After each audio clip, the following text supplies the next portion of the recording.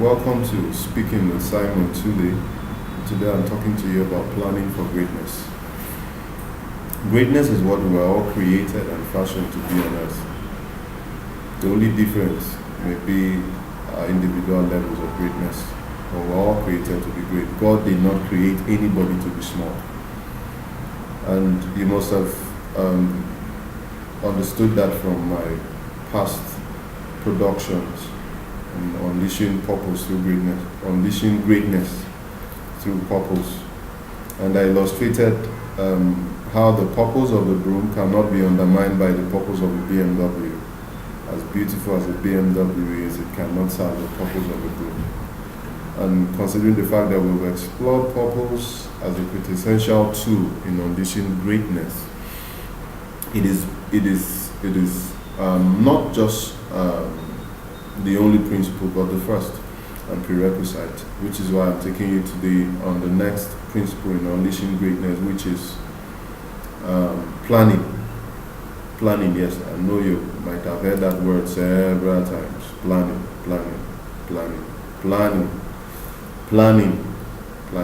What a common word that we use virtually every day. And we've heard the popular saying that he who doesn't plan plans to fail. If you do not have a plan, you're actually living to be a failure. And nowhere has this been more realistic than in the pursuit of greatness. I've heard a lot of people say they want to be great, they are going to be great. And you ask them, what is your plan? And there's no plan. And I'm very sure they are hoping one day luck will rain greatness on them. But planning is very important. So let's look at what planning is. And as usual, I don't always want to bore you with definitions. I always like painting a picture of what I mean.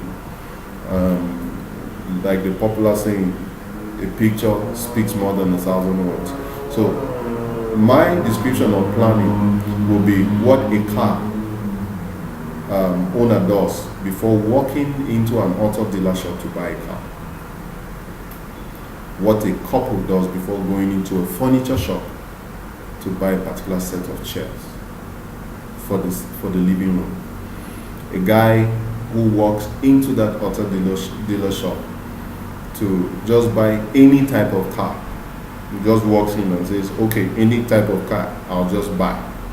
Should expect any type of problem.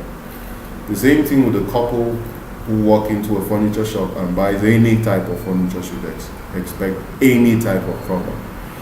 And planning is deciding the type of car you will buy, choosing your best car maintenance plan, the usage and how long you would want it to serve you.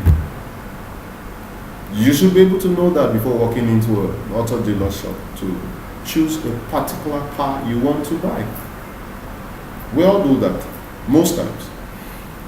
This also requires you understanding the various brands: Toyota, a Honda, a BMW, a Mercedes-Benz, a Peugeot, a Jaguar, a Bentley, a Rolls-Royce, whichever. You should be able to understand the various car brands and their peculiarities. And this is very, very important. It also, you should be able to budget. You should be able to know that, okay, for this brand of car, this is how much it will cost. Not just to buy, but also to maintain. This is what it will cost me to fuel. This is what it will cost me to change oil, all that. And that's a plan. That's a plan. That's a plan. The same thing for the couple that decides to buy a specific set of chairs. Must be able to know that this chair should be commensurate with the size of the room where we're going to put it. The color of the pens in the room. Would the chair fit in? And also, you should be able to understand the setting of where you're putting those chairs. Because, for instance, you can't go and buy white cushion chairs and put in the living room where you have 5 little kids who will jump on it every single moment. I assure you that chair will not last a month. So you should be able to understand that. So That, as seemingly non-existent as it is in our minds, that's planning. That's planning. And I can't forget what the great, I call him the mentalist, one of the greatest minds that has ever existed in this world, Buckminster Fuller, who said that we are called to be architects of the future, not its victim. God did not make you to become a victim of the future. God made you to be an architect of your future, to determine what your life would become. And that's why he put a whole lot inside of you. And I've heard somebody say this before. Have you ever wondered why a child doesn't come into this world with diamonds in his hands, money? Because God knows that he has put everything that will make that child great in that child. So nobody has an excuse to become a victim of the future. You do not have an excuse to become a failure, to become small, because you have everything it takes to become great. You will only become a victim of life when you do not properly plan. Because even as important, yes, you might have gone the extra mile of discovering what your purpose is. Oh, beautiful. I applaud you for that. But you must plan. If you want to have the greatest life, have the best of destinies in the world, if you do not have a plan, you will end up a failure. Nobody can help you become a failure. Just don't have a plan. And like I always say, planning is the skeleton of every creature on earth, of the human being.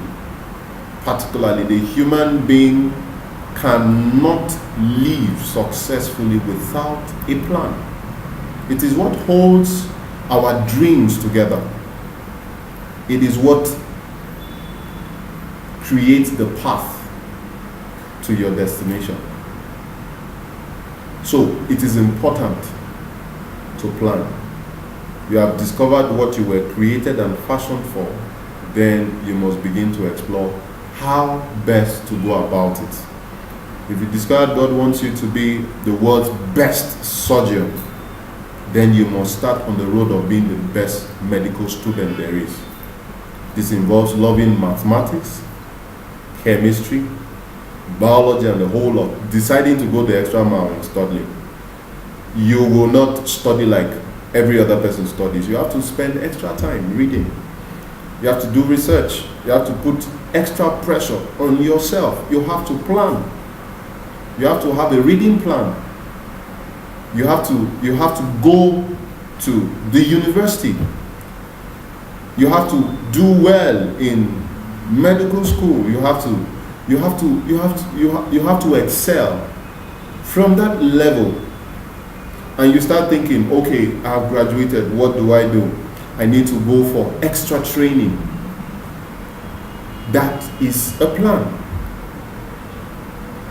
How about God wanting you to be a preacher of the gospel? I've seen a lot of people say, God called me. God called me to be a big minister, to be a great minister. But how do you start? You need to plan. You need to plan, how do I start? I need to go to a Bible school. I need to go to a seminary. I need to serve under a church where my character can be built and discipline can be instilled in me. You must decide the best ministry that suits your pattern of ministry. For instance, you are called to reach out to young people, to use the pop culture to reach out to young people. You will not go and sit in a ministry where an orthodox, an austerious ministry. You have to go to a place that gift can be harnessed. So it's important to plan. God never made you a robot so that life can just happen on you. God made you the architect of your purpose in life. It is planning that creates the image of the structure you want to build. And that's the truth. I've always thought about this. If I ask you now, to just give me a picture of the architecture of your life, what would it look like? If I tell you, draw or give me the picture of the architecture of your life, what would it look like? Would it be a hut? Would it be a bungalow? Would it be a duplex? Or would it be a skyscraper? What is the picture of your life? How have you painted your life? How have you planned your life? And I remember Brian Tracy in one of his books, Advanced Selling Strategy, an amazing book. I can't forget one of the things he said. He said, planning is the accelerator that enables you to dramatically increase your speed of accomplishment in any area of life. What? Accelerator. It is what accelerates.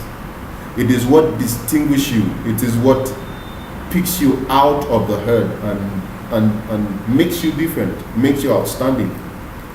No matter how hard you work, without a plan, you will go nowhere. That's the difference between an engineer and a laborer on the site. The laborer works hard without a plan. The engineer had a plan, went through school, graduated, became an engineer, and oversees the man who worked harder than he does. Why? Because he had a plan, and the other guy didn't. And also, one of my mentors, and someone I admire so much, Jack Welch, the former CEO of General Electric, who once said that control your destiny or else someone else will. Control your destiny or else someone else will. So if you are already taking a shot at greatness without adequately planning first, it is not late to stop, reverse, and reevaluate. Where am I going? What am I going there for? How can I get there? Who is going that way to? What do I need to get there? And what is my end when I get there? This is important. This is a very important thing you must ask yourself. I don't care how far you've gone. It's never too late to start all over again. So thanks for taking this next step. And I'm proud of you.